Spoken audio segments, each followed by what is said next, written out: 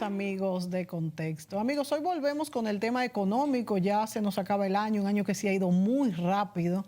A mí la verdad es que me parece mentira que ya estemos en los albores de diciembre, ¿verdad? Pues así es, la vida se va rapidito, rapidito, pero los que vivimos a plenitud la disfrutamos y eso es lo importante. Pero también es importante analizar el panorama económico en un panorama que aún los organismos internacionales dicen que este es un próximo año, el 2024, que viene con expectativas de inflación, de intereses altos, como hemos visto, de escaseces, y nos preocupa como es normal. Nos acompaña el economista Miguel Collado, vicepresidente ejecutivo de la CRES. Creo que tú habías venido este año, Miguel. Me parece que sí. Pero al principio, sí. es que esto va rápido, como rápido, te acabo de decir. Sí, yo había venido. Acabo de decir que, ¿cómo les ha ido a ustedes este año en cuestión de tiempo? A mí, yo no sé si es que uno se acostumbró a la pandemia, pero me parece mentira que vaya tan rápido, pero lo importante es que vaya bien. Hay cifras optimistas por un lado, otras pesimistas. Yo creo que podríamos decir que hay más pesimistas que optimistas. A pesar de que hay cosas que se han restablecido, como por ejemplo las cadenas de suministro, más o menos se han equilibrado, aunque hay rebrotes de COVID, tanto en el país como por ejemplo en China, donde se originó. Y esto con esta técnica, de COVID-0, cuando se cierra una ciudad, esto influye mucho, porque acuérdense que hay muchas cosas que se hacen en China, muchas pequeñas piezas de estos elementos y de muchas otras. La guerra en Ucrania, Rusia, hay muchas cosas que inciden en la situación mundial, como hemos visto, obviamente el costo de la energía, el gas, etcétera. Los pronósticos para el año que viene no son halagüeños. De hecho, hemos visto que no creceremos mucho más que un 4, dicho por organismos internacionales, quizás un 4 y algo. Vamos a ver qué nos dice la CRES. La CRES ha dicho públicamente que está preocupada por el endeudamiento externo y por muchos detalles de la economía. Miguel, bienvenido a este programa Contexto. Nos gusta mucho que vengas a explicarnos. Hay cosas que no entendemos de la economía, como por ejemplo cuando ustedes dicen que hay que ampliar la base del ITEVIS, pero aunque también dicen que hay que bajarla. Yo siempre he dicho que no quiero que me graben los productos básicos, ni sectores como medicina, educación y demás. Sin embargo, ustedes dicen que sería más transparente y más fácil ampliar la base. Primero, dinos cuáles son los últimos estudios que ustedes han hecho con miras al 2024, al 2023, y cuáles son vamos a decir, los señalamientos que ustedes le hacen al gobierno y a los empresarios de cómo deberíamos encauzar la economía, el manejo de la economía para el 2023. Bueno, gracias Mónica de nuevo por la invitación a tu espacio. Tú en ese preámbulo has tocado muchas cosas que darían para todo un programa inextenso, diría yo. Pero mencionaste algo que es pertinente aclarar, eso del ITEVIS, lo mencionaste ahí, pero eso lleva un contexto. Sí, claro. Eso sería bueno aclararle a la audiencia que no está viendo de por qué tú mencionas eso, es porque tradicionalmente el CRES, Centro Regional de Estrategias Económicas Sostenibles, ha venido propugnando por una reforma real, verdadera, no parchos tributarios en República Dominicana, prácticamente desde que empezamos nuestras operaciones hace ya 11 años. Pero me gustaría ir por partes para abarcar algunas de las cosas que tú mencionabas. Sí, y sí, aclaro, Miguel, sobre esto, que ustedes lo que propugnan es una reforma integral que nunca se ha llegado a hacer, y como decía Miguel ahorita, eso del ITEVIS quizás ameritaría incluso un programa entero. Para entender mejor, ojalá lo puedas explicar qué es lo que ustedes proponen y cómo esto pues atraería inversiones y bajaría el costo en vez de subirlo. No sé si daría el tiempo. Correcto, pero vamos con algo que mencionaste, que es la preocupación del CRES en un ámbito que es el fiscal, que es primordial para la vida de cualquier sociedad que tiene su gobierno y que gasta y que cobra impuestos y que se endeuda. Mencionaste ahí en el endeudamiento externo, pero en realidad la preocupación es por el endeudamiento público en sentido general. Claro, interno Bien. como externo. Entonces, empecemos, si tú me permites, con la coyuntura del presupuesto para el 2023. Entonces, el presupuesto de 2023 se planifica deficitario en sus resultados, en su balance, es decir, ingresos menos gastos, 3%, dicen las autoridades. Menos que otros años. Más que como se presupuestó el año para este año, pero este año va a terminar, según las autoridades, en 3.6. Ahora, ahí vienen los riesgos. Ahí hay que mencionar, en la parte de los ingresos, vemos un presupuesto un poco optimista en ese sentido. Hay que reconocer que en este año 2022 los ingresos tributarios se han beneficiado porque las bases han incrementado por la inflación. Miguel, no quiero que pierdas el hilo. Las bases se han incrementado por la inflación. Nos quedamos ahí, nos están haciendo señas que tenemos que irnos arriba. Volvemos enseguida. ¿Cómo?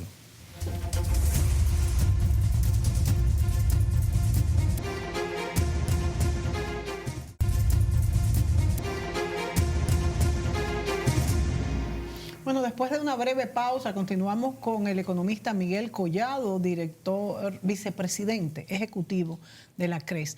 Miguel, explicabas en esta introducción sobre un crecimiento de la economía que ha ayudado al desempeño, la inflación, también ha ayudado, pues al subir los precios hay más recaudaciones, las recaudaciones han aumentado y también hay que decir que ha habido eficiencia en recaudaciones, no quizás la que debería de haber, pero sí desde el periodo anterior ha habido eficiencia fiscal. Esto ha ayudado al desempeño económico. Por ejemplo, la inversión en gastos de capital ha sido poca. Sigue tú, no quiero interrumpir. Ha ayudado al desempeño en las recaudaciones, diría yo, es más concretamente, pero tú tienes razón, esos elementos que mencionabas son correctos. La inflación, decía en el segmento anterior, además de, sí, la economía ha tenido un dinamismo que ha ayudado también en esas recaudaciones, además de la ley de amnistía que se aprobó durante la pandemia, se implementó en el 21, también ha ayudado en ese sentido de las recaudaciones impositivas. Entonces vamos en orden, empezando por los ingresos. Lo que uno ve, los riesgos para el 2023 es que ya la inflación, si bien, y eso es importante que lo tengamos, los precios seguirán incrementándose, no deberán hacerlo al ritmo que lo hicieron en este año 2022. Es decir, la tasa de inflación estará ahí presente, no se llevará el ritmo de este año 2022 que finaliza. Entonces, en términos de recaudaciones, eso unido a unas expectativas de crecimiento menor localmente, porque en el entorno internacional eso es lo que va a suceder. Tendremos economías como las europeas, como Estados Unidos, que tendrán contracción. Esos son los pronósticos dado el cambio en la política monetaria de los principales bancos centrales, empezando por la Reserva Federal. Es una política contraria a la que se llevó a cabo en el 2020, que fue expansionista, pero precisamente para reducir la inflación de precios creada por la inflación monetaria de los bancos centrales en ese periodo, han tenido que implementar estas políticas de incremento en las tasas, reducción de la oferta monetaria. Eso va a tener un efecto sobre la economía a nivel internacional, nos va a afectar, pero también localmente las autoridades monetarias están haciendo lo mismo, incrementando las tasas, y eso tendrá su efecto sobre el crédito. Entonces, volviendo a los ingresos, vemos esos riesgos. Por el lado pensamos que no necesariamente serán tan optimistas como se plantean en el proyecto de presupuesto. Gastos. Tienes riesgo de que, y es la realidad en República Dominicana, este es un año preelectoral y los ciclos políticos o los ciclos electorales en ese sentido asociados con el gasto corriente, bueno, el gasto público en sentido general, inician en el año previo a las elecciones. 2023, en consecuencias, tiene ese elemento sobre el gasto que hay que observar. Otro elemento es el tema del sector eléctrico. Las transferencias corrientes en el 2022, de acuerdo a los datos oficiales, podrían alcanzar casi 1.600 millones de dólares. Eso representa aproximadamente un 39% de lo que sería el déficit para este año 2022. Para el año próximo se han incluido en el presupuesto cifras menores. Sin embargo, todavía estamos en un mundo de incertidumbre y los commodities, las materias primas energéticas, no sabemos exactamente el comportamiento, pero podría ser, a nuestro entender, superior, por ejemplo, al precio que se ha presupuestado el petróleo. ¿Cuánto se 89 sí, algo, nosotros entendemos que podría ser superior a 90 el precio del barril de petróleo. Pero no tan dramático como pasó este año. ¿En cuánto se presupuestó este año? ¿Cuál fue el precio? El precio fue bajo, pero nadie esperaba, está bien, hay que entender que no se esperaba una la guerra, indudablemente, esto, y no solo la guerra, las sanciones que se establecieron, que tuvieron un efecto sobre el precio del barril de petróleo, pero también está el gas natural, en términos de quiénes están supliendo y la capacidad que tengan y el papel de Rusia. El mundo es complejo, siempre lo ha sido, pero en esta coyuntura lo está mucho más. Y el mensaje que quiero dejar en este caso es que además del ingreso, con el gasto existen sus riesgos y podría ser mayor. En consecuencia, el déficit para el año próximo, el año 2023, podría ser superior a lo que está presupuestado, incluido en el proyecto de presupuesto de la nación. Entonces, y hablando en el marco internacional, que acabe la guerra no va a bajar el gas porque ya es una situación dada, o sea, y eso repercute en el mundo entero y nos repercute a nosotros. Pues la gente dirá, bueno, si acaba la guerra se estabilizan los precios y en el caso del gas no es así. No necesariamente. Si los gasoductos no se sabe. Vamos a ver. Habría que ver cómo terminan las relaciones, si aunque terminara la guerra, bueno, el tratamiento hacia Rusia por los países de Occidente, miembros de la OTAN, pero ahora no es solamente Rusia, el tema es que los mayores productores no dan abasto. Ayer leía unas noticias, o en esta semana leía unas noticias relacionadas con Japón, que es tal vez el principal importador de gas natural del mundo. Pero es que no pueden dar abasto porque Rusia está vendiendo con las... Bueno, el gas natural no fue sancionado, pero ellos mismos están jugando también con la venta del gas.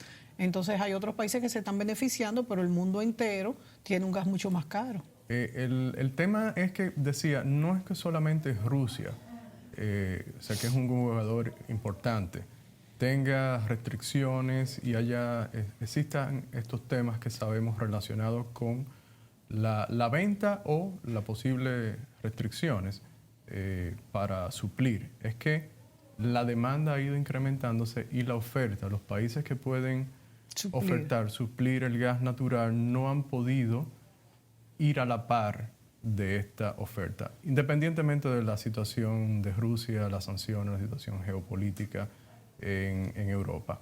Entonces, si tenemos un presupuesto superior o más bien un déficit superior al presupuestado en el 2023, entonces los requerimientos de endeudamiento serán aún mayores. En 2023 se unen también que vienen unos pagos de deuda que vence Por ese concepto se incrementan los requerimientos de capital, los requerimientos de endeudamiento. O sea que esos pagos que vencen ya nos vamos a reenganchar mucho más caro.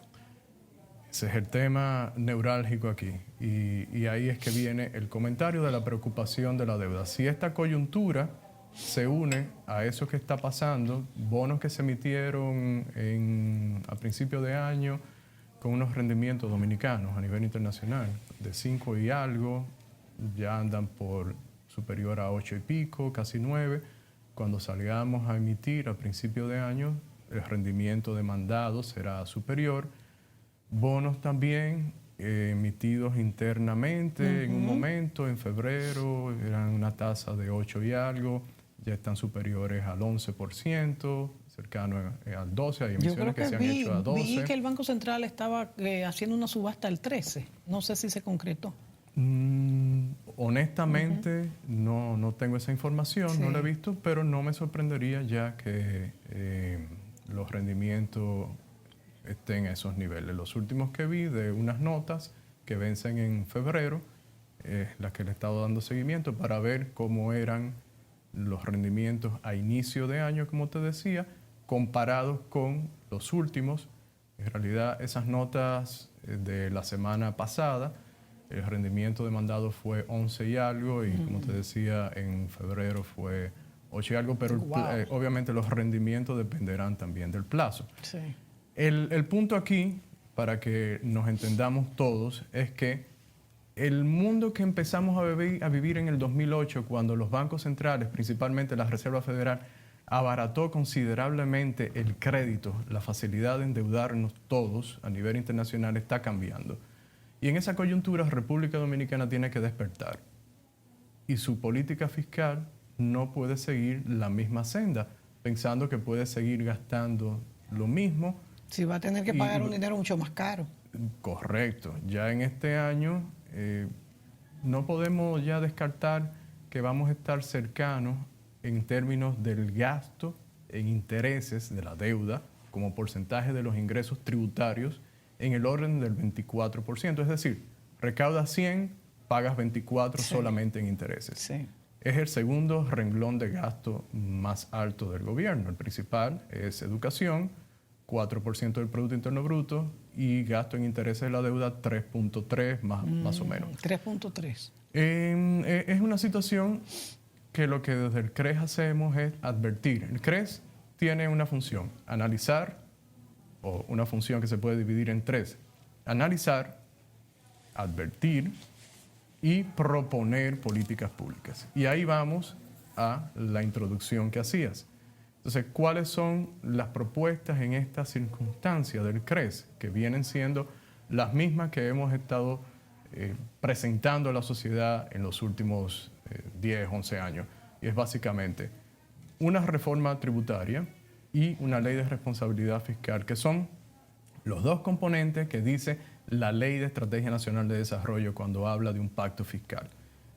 Y reformas estructurales, reformas en diferentes aspectos de la economía que ayuden a abaratar costos de vivir y hacer negocios en República Dominicana. Y a eso me refiero. Tenemos un tema con el transporte de carga que es muy caro. Tenemos electricidad que tenemos que subsidiarla nosotros, los consumidores, que no es un servicio eficiente, que tenemos que autogenerar. Hay costos relacionados con los combustibles, tienen impuestos muy altos.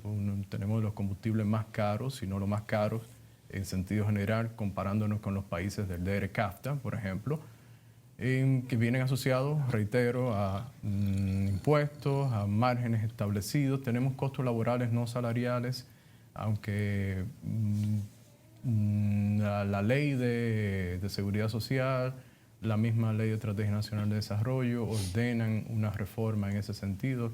Por ejemplo, en la parte relacionada con la cesantía, respetando los derechos adquiridos, lo dice explícitamente la ley hasta el momento, pero es muy costoso contratar personal en la formalidad en República Dominicana, y eso se refleja en tasas, de acuerdo a las estadísticas oficiales, que rondan el 57, sobrepasan el 57, rondan el 58% de informalidad. O sea que los 58% de los empleados en República Dominicana no están reportados. Están en la informalidad.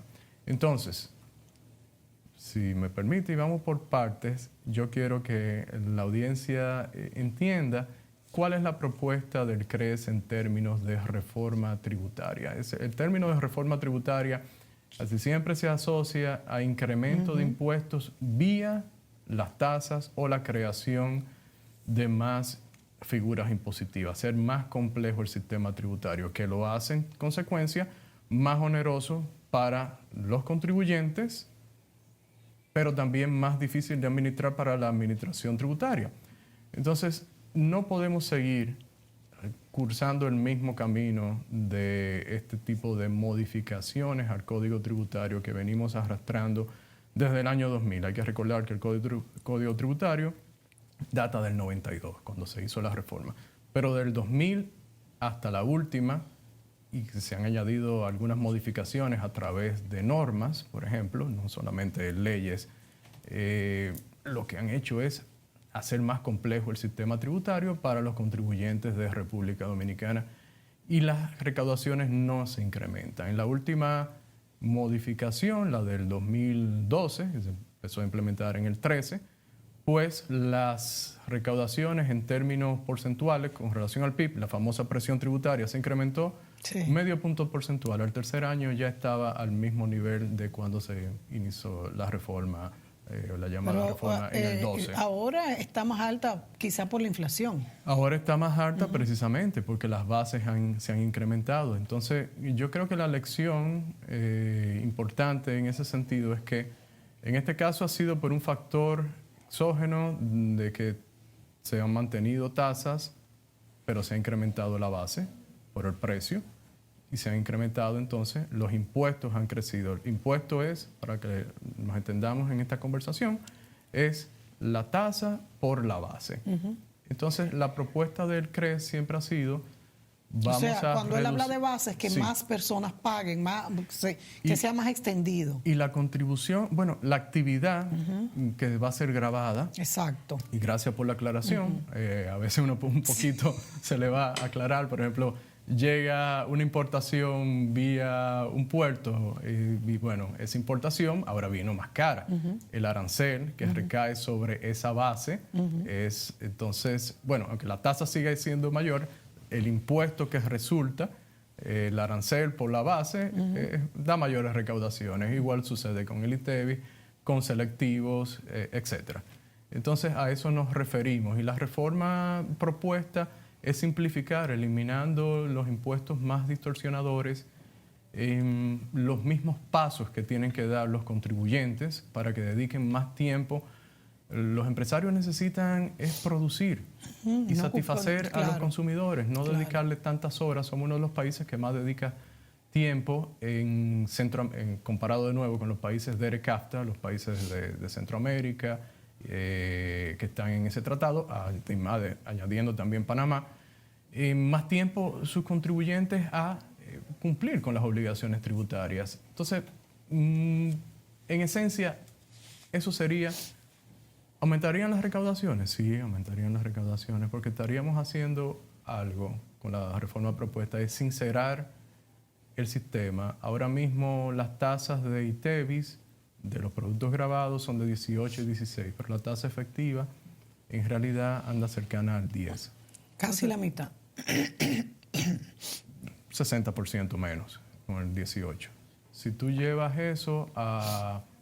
precisamente reduce la tasa a una tasa del 10, pero amplías la base, vas a tener más recaudaciones, pero también vas a abaratar algunos productos, porque ahora mismo, y esto es importante que la gente lo sepa, aunque el producto está exento, usted como consumidor está pagando el ITEVIS que el productor, el vendedor, la persona con quien usted hizo la transacción tuvo que pagar, pero no pudo compensar por la exención. Es un poquito más técnico. Sí, eso te iba a decir. Yo lo sé.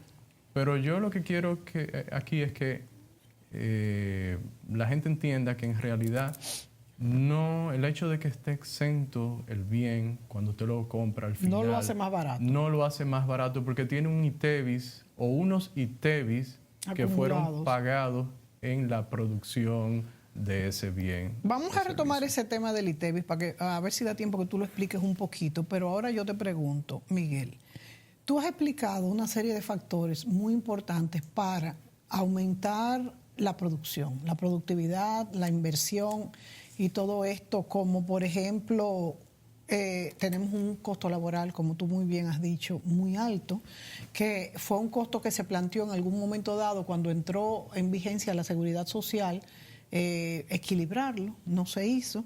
Hablas de los subsidios. Perdona que te interrumpa, y perdona, un seguro de cesantía. Exacto, un seguro de cesantía. Se contempla en ambas legislaciones que mencioné. Que sería muy importante. Que sería muy importante establecer en el país, manteniendo, esto es importantísimo, los derechos adquiridos. Los derechos adquiridos. Sí. No es que se le van a quitar a nadie, no, porque eso sería en violación de la ley. Claro. Pero nos merecemos que muchas personas, muchos jóvenes sobre todo, que no pueden ingresar formalmente al mercado laboral porque hay personas más ineficientes, que costarían mucho liquidarlas. Esa situación a futuro, eso se mantiene con esas personas, pero a futuro se tiene que cambiar. Hay que darle más oportunidades a la generación que viene ahora. Entonces, justamente, yo entiendo perfectamente esto que dices, Miguel, y entiendo que es un costo laboral muy alto para un emprendedor, sea grande o sea pequeño, para inversión extranjera. Sin embargo, el costo laboral, los subsidios que, por ejemplo, hablas de un año preelectoral, que hemos vivido muchos años preelectorales y sabemos que los subsidios se aumentan, agravados por años anteriores de pandemia, que también aumentaron los subsidios fuertemente, hablando de los altos precios del petróleo, que también has mencionado, pues los subsidios eléctricos y cómo afecta esto el endeudamiento. Cuando se quiso subir, se quisieron subir los combustibles, cómo reaccionó el pueblo. Esto es muy complejo y me voy a otros casos de Latinoamérica donde a pequeñas alzas han desencadenado tremendas protestas sociales. Entonces,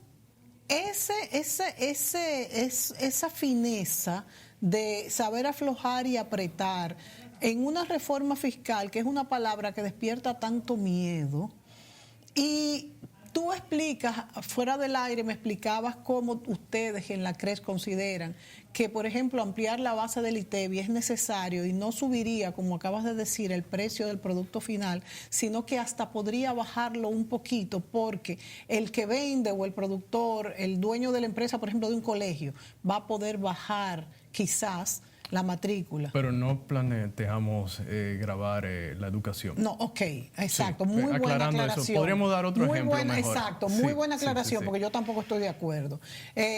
Aunque se podrían bajar, obviamente, pero vamos con otro, vamos con transporte. Muy bien, con transporte, por ejemplo.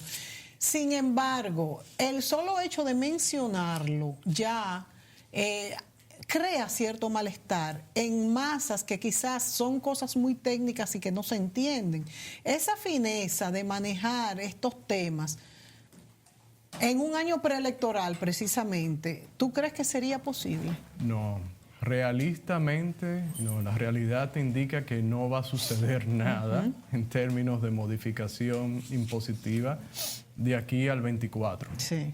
Esperemos que el gobierno resultante, cualquiera que sea, inmediatamente aprovechando su luna de miel, los primeros 90, 100 días, haga una reforma de este tipo, que yo creo que la conoce la mayor parte de la sociedad civil y de los políticos, que podrían ser actores en que suceda la misma. Entonces, lo importante aquí, cuando hablabas de que ha habido protestas en otros países, para mí es lo siguiente. Primero, usted tiene que tener un buen producto que ofrecer. Y un buen producto no es un incremento de los impuestos vía tasas y vía la creación de nuevas figuras impositivas, como se hizo en el 2012, aplicación 2013. Aquello no fue positivo para la economía, ni mucho menos para el bolsillo de quienes nos están viendo, de todos. Entonces usted tiene que hacer algo bien, pero debe creer en ello. Y eso es importantísimo, la comunicación. Si usted lo asume como que efectivamente eso va a ayudar a la economía, a todos, como efectivamente lo haría, lo sabe comunicar bien, pues entendemos que no tiene que haber la reacción que hemos visto en otros países, que, ojo, tienen una oposición, unos movimientos internos mucho mejor organizados que en el país. Y eso es importante tenerlo en cuenta. Sí, señor. Esos movimientos que han sucedido en otros países de América del Sur que han sido muy bien orquestados. Pensemos en el de Chile, para usted quemar una estación del metro. 18 creo que fueron que se quemaron. Mucho más, pero para tú quemar quienes hemos estado en una estación de metro de allá, que es similar a la que usted puede encontrar aquí, usted sabe que usted necesita un combustible muy especial, para darte un ejemplo. Y ahora eso ha sucedido, protestas similares en Colombia, simultáneamente en el 2019, y en Colombia precisamente se dieron protestas con las modificaciones tributarias, que vamos, no eran las que uno propone también. Mi mensaje al final es, si usted cree en esto y si es bueno de verdad, usted lo puede transmitir correctamente a la sociedad y no tenga miedo, esto va a beneficiar. ¿Tú crees que en nuestro país tenemos una oposición que pudiese orquestar protestas que dañen al país? Me parece que no en ese sentido. Por eso traigo la diferencia. Afortunadamente no veo eso sucediendo en República Dominicana. Qué bueno. No, y todavía somos un país que en ese sentido puede mantener la paz social. Y eso debemos mantenerlo. Sí, cuidarlo. No le conviene a nadie. No le conviene a nadie. Es un tremendo error. Y fíjense que estos pueblos han perdido parte de lo que es su ganancia, su tesoro, de una manera terrible. Su tesoro en muchos aspectos. Mira, en términos de seguridad ciudadana, en términos urbanísticos. O sea, tú llegas ahí y ves una ciudad en Chile vandalizada. Me dice que hay una vandalización tremenda y asaltos, poca seguridad. Y en términos institucionales. Chile era un modelo en términos institucional de respeto a las leyes, de respeto a la autoridad, y eso se ha perdido. Quienes hemos podido comparar el Chile de antes de la revuelta del 18-10, como le llaman, de octubre 18, y ahora nos hemos dado cuenta de lo que ha sucedido en esa sociedad, en esos aspectos. Y la pregunta sería, ¿a cambio de qué? Es la pregunta que debemos de hacernos, pero eso quedará para responderlo dentro de unos años. Nos vamos a la pausa y regresamos con Miguel Collado.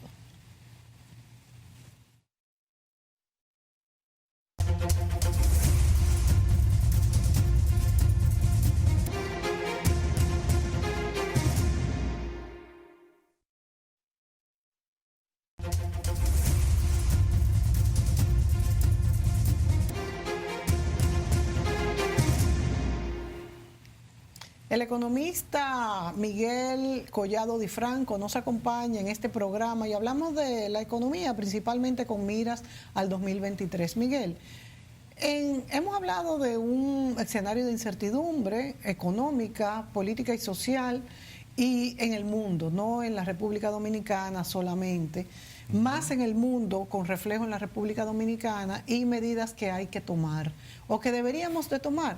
Ahora te pregunto, la apreciación del dólar ha sido positiva, a mi juicio, la apreciación del peso respecto al dólar. Correcto. Y yo te pregunto, ¿cómo se repercute esto en el endeudamiento que hemos dicho que se prevé para el año próximo y que a ustedes como CRES les preocupa? Bueno, en términos, lo que ha sucedido con la apreciación del peso, hay que verlo de dos formas. Primero, por un lado, ha ayudado en el tema de precios, en el tema ¿De inflación? De inflación, correcto, de bienes importados. Ha ayudado a las autoridades con el tema del gasto de intereses, de la deuda también, si no habrían sido mayores a lo que uno hubiera esperado en un ambiente diferente. Es decir, usted necesita menos pesos para pagar los dólares que representa el gasto en intereses. Eso por un lado.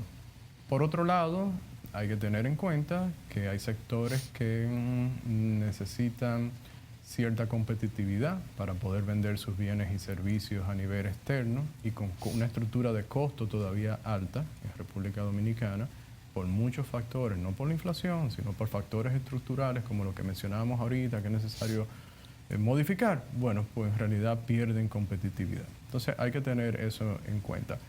En República Dominicana, las reservas netas del Banco Central, en momentos del año, cuando uno ve la serie, se da cuenta, esto es real, como en los momentos de las emisiones de deuda hay un pico, obviamente claro. se incrementan las reservas y eso ayuda en el financiamiento del sector externo. Cuando digo eso, me refiero concretamente al endeudamiento público. Sí, es un factor. Lo deseable sería tener una economía más competitiva, más productiva y que pueda, en sentido general, generar mayor cantidad de divisas de forma natural y no depender, por ejemplo, somos agraciados en que los dominicanos de la diáspora les envían a sus relacionados en el país remesas desde Estados Unidos, de España, etcétera, y eso los ayuda, obviamente, incuestionablemente. Claro, ahora, a que el dólar estemos más o menos, que el peso esté fuerte, pero no deberíamos de depender de algo que no tenemos en nuestras manos. Algo que no producimos. Entonces, sí, en esos dos comentarios, eso que acabas de decir, coincidimos totalmente. Entonces, República Dominicana debe ser un país que sea más productivo y que tenga una capacidad de generar divisas de otras formas. Y eso es parte del mensaje también del Centro Regional de Estrategia Económica Sostenible del CRES. Miguel, en cuanto a la inversión de capital que se ha reducido este año, se aumentó en los últimos meses, ¿cómo ves lo que se tiene estipulado para el año que viene? Se ha aumentado un poco, pero tampoco es mucho. El gobierno apuesta a la inversión público-privada, pero yo creo que todavía no está bien clara la plataforma. Se ha hablado de los fideicomisos. ¿Cuál es la opinión de ustedes al respecto? ¿Y qué tanto el gobierno podría expandir el gasto de capital para poder, en inversiones, para poder dinamizar la economía? En realidad, lo sano sería que República Dominicana, y siempre es el mismo tema, volvemos a darle vuelta a lo que mencionábamos anteriormente, de las reformas estructurales necesarias, la reforma tributaria bien entendida, bien hecha, serían elementos que facilitarían las inversiones privadas en el país, de la forma que sea, de la forma si es alianza público-privada. Bueno, claro, ahí viene un componente de la disposición del gobierno, las relaciones con quienes estos posibles inversionistas, los proyectos de lo que se trate, etcétera.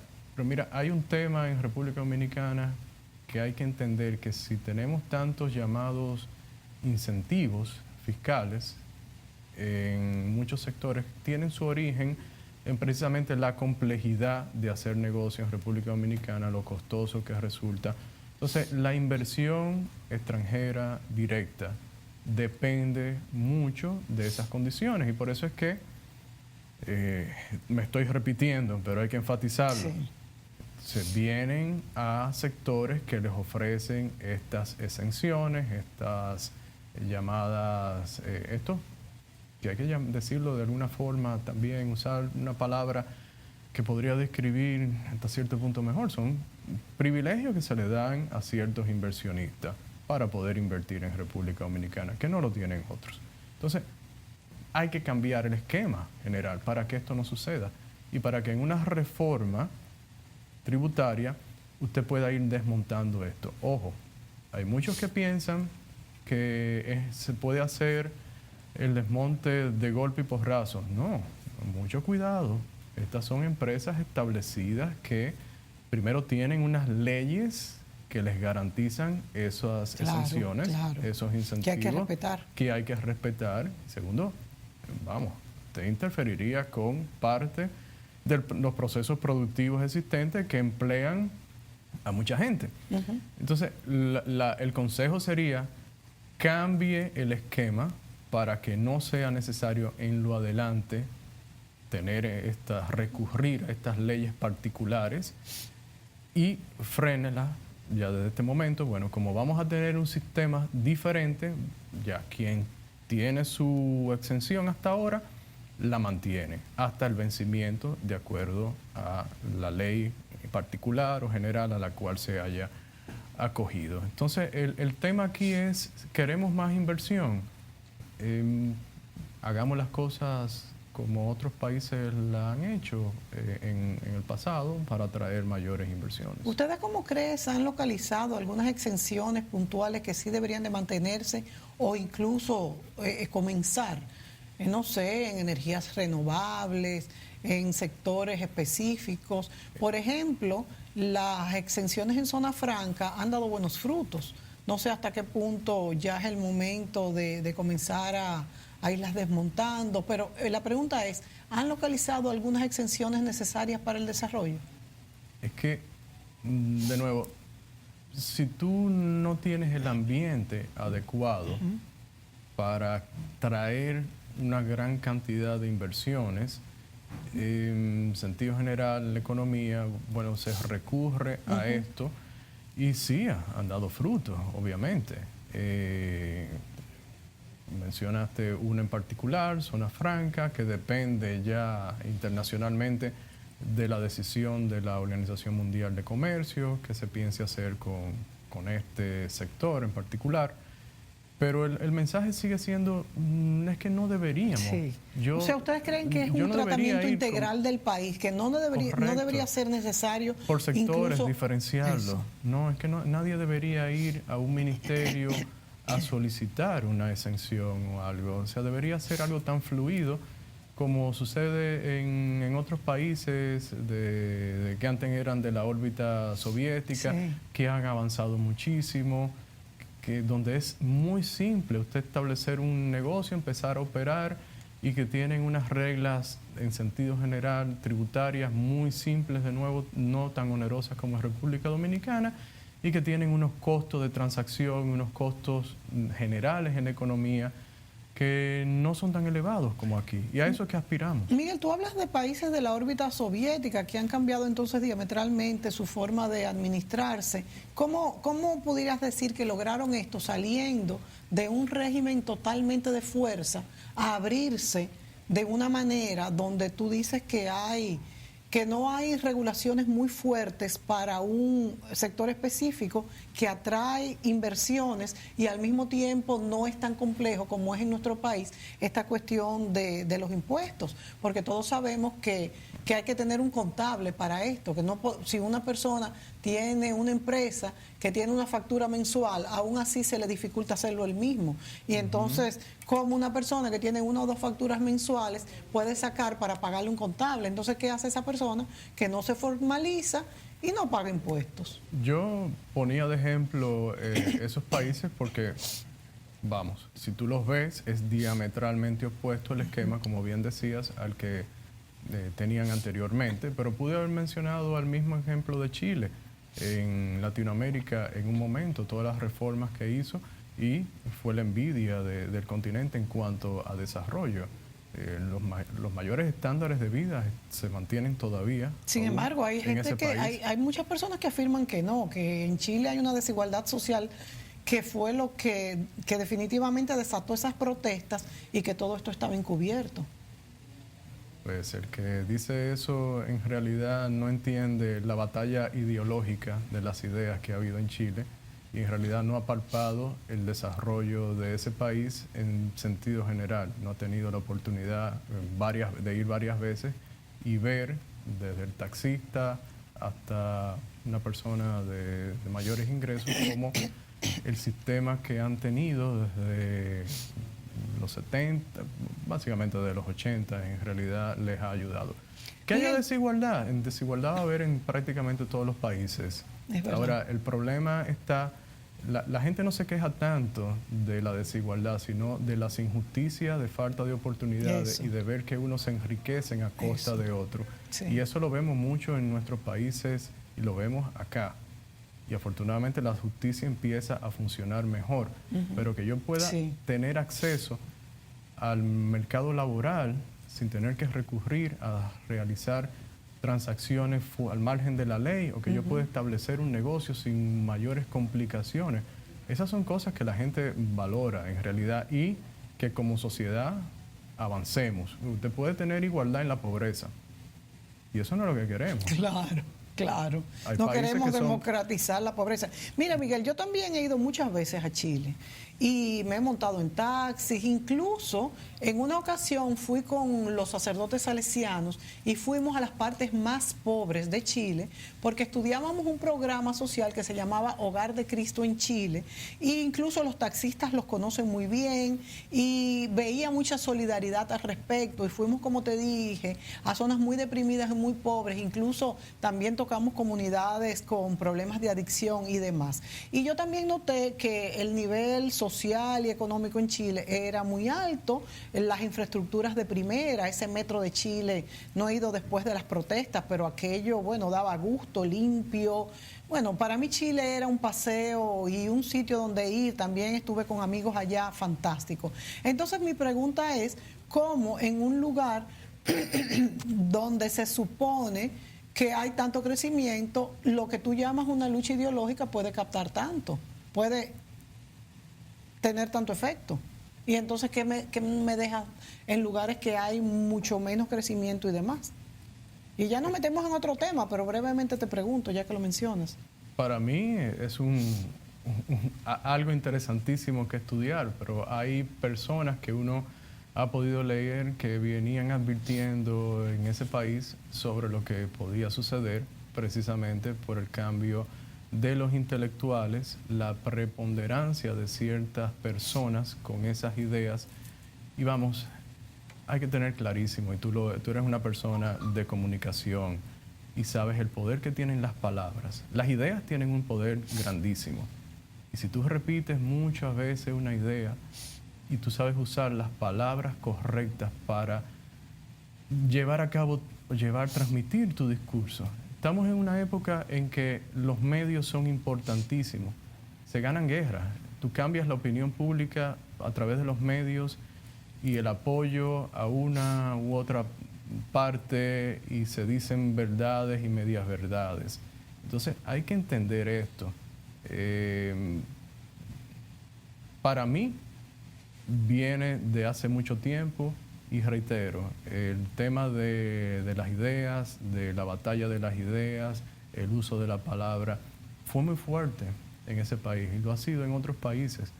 Afortunadamente aquí no lo hemos tenido, y yo quisiera que aquí los cambios se hicieran reales, concretos, efectivos, no por cuestiones ideológicas y de yo tratar de transmitir mi pensamiento, porque pienso que es verdad, si no vamos a contrastarlo con lo que ha sucedido en otros países, cómo se han desarrollado. Es muy bien cuando usted ya es rico y puede ostentar ciertos niveles, venir a establecer políticas para repartir esas riquezas, pero eso le va a empobrecer, porque usted no se está concentrando en lo que lo llevó ahí, que fue la generación de riqueza. Sí, y eso es lo que nos falta en República Dominicana. Y el problema todavía. Es, Miguel, que lamentablemente el que no tiene incentivo para producir difícilmente lo haga. Se nos acaba el tiempo. Y sí, apoyo lo que tú dices, en que hay que tener pensamiento crítico y que las palabras muchas veces arrastran pasiones, y la pasión no es buena para tomar ninguna decisión. En estos 2 minutos que nos quedan, te pregunto, ¿tiene alguna posición la CRES en cuanto a la formalización de la mano de obra haitiana, o qué debe hacerse? Yo desde hace muchos años vengo diciendo que se debe invertir la pirámide del 80-20 en mano de obra, de que 20% sea de extranjero en sectores como la agricultura, la construcción, y que se debe de ir cada día poniendo pues el 50, luego el 40. No se puede hacer de un momento para otro, pero tenemos un gran problema con la inmigración haitiana. ¿Tienen ustedes alguna posición al respecto? La posición es institucional, en el sentido de que la ley de migración ordena una forma de poder formalizar a esos inmigrantes y con un documento, con una identificación. ¿Qué puede ser transitorio este documento? Yo diría, yo le dejaría eso más a los expertos en ese sentido, pero mi mensaje es la institucionalidad. Entonces lo que ha pasado es que no se ha aplicado y sí hay mucha gente que están indocumentada, que pudieran estar documentadas, pero que están contribuyendo a que ahora mismo los dominicanos tengamos en la mesa productos, están beneficiándose de ellos con su trabajo honesto, honrado, y también en el tema de la construcción ha sido muy importante. Entonces yo creo que este es otro tema que hay que tratarlo sin pasiones. Sí. Sí, hay que tratarlo sin pasiones, se nos acaba el tiempo, pero yo lo que sí creo es que todo debe ser, como tú dices, organizado y que tampoco los dominicanos no podemos dejar abierta esa puerta. Una cosa es que con los que estén aquí, que tengan un empleo estable, busquemos alguna solución a que sigan entrando los haitianos, porque como estamos viendo, de hecho, en el presupuesto de salud se nos va un porcentaje muy grande, muy fuerte, del que no disponemos básicamente para esto. O sea que yo apoyo las decisiones del gobierno. Miguel, se nos acabó el tiempo, así que seguiremos desarrollando en otra oportunidad, quizás más cerca de ese fin de año que se acerca irremediablemente. Gracias, Miguel, por estar aquí con nosotros. Gracias a ti por la invitación. A ustedes, amigos, será hasta la próxima.